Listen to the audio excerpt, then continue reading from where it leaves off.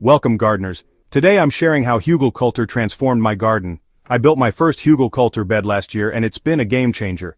Hugelkultur is a centuries-old European technique. Hugel means hill, kultur means culture. You build a raised bed by piling up logs, branches, leaves, compost, and topsoil. It's like a giant self-feeding compost pile under your plants. The wood acts as a sponge, soaking up rainwater and slowly releasing it, so you water less. As the wood breaks down, it feeds your plants for years. The process even generates a bit of heat, extending your growing season. It's a fantastic way to recycle yard waste. Fallen branches become garden gold. Hugelkultur mimics the forest floor where decomposing wood creates rich, spongy soil.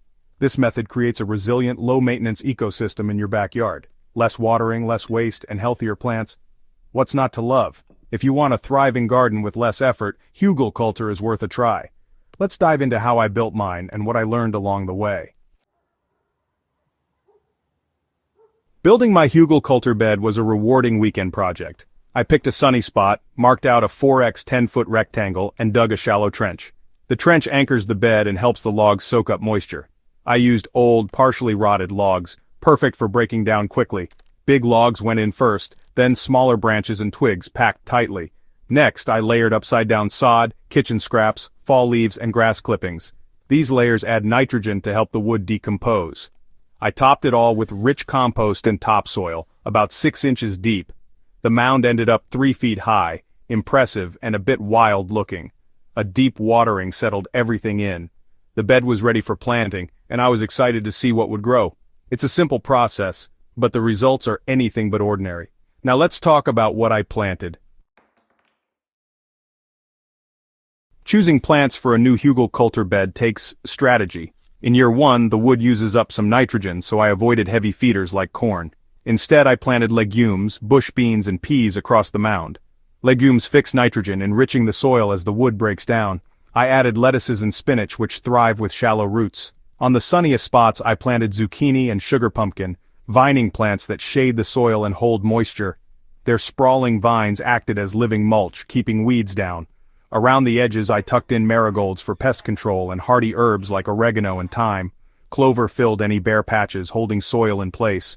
The goal cover every inch with something useful or beautiful. This diverse mix created a resilient, thriving mini ecosystem. Watching it all grow was incredibly rewarding, but of course there were some surprises along the way. The first year brought big wins and a few lessons. Water retention was incredible. I barely had to water, even during dry spells. The bush beans, peas, and lettuces thrived, and the zucchini exploded with growth.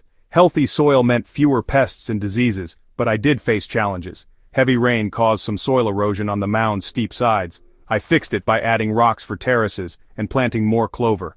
My pumpkin struggled a bit, confirming that heavy feeders need more time. The mound settled as the wood decomposed, so I'll add compost each spring. Hugelkultur beds are dynamic and change over time. The key is to observe, adapt, and keep building soil health. Even with a few hiccups, the benefits far outweighed the challenges. It's a living system that rewards attention and care. If you're ready for a garden that evolves, Hugelkultur delivers. But is it right for everyone? Hugelkultur is perfect if you have yard waste and want a low-water, sustainable garden. It's great for poor or compacted soil. You build fertility from the ground up. If you enjoy hands-on projects and want a garden that mimics nature, this is for you. It's ideal for permaculture fans and anyone seeking long-term soil health, but it's not for everyone. The initial build is hard work and needs space. If you prefer neat, tidy beds or have physical limitations, a traditional raised bed might suit you better. Hugelkultur mounds are rustic and large, so consider your garden's style. For those willing to put in the effort, the rewards are lasting. It's a project that pays off for years. So, what's my final verdict? For me, Hugelkultur has been worth every bit of effort. My bed is now productive, water-wise, and full of life. If you're new, start small. No need for a giant mound at first. Be patient, choose your plants wisely, and enjoy the process. You're not just building a bed, you're creating a living ecosystem. The rewards are real and lasting. Give Hugelkultur a try, you might just fall in love with it.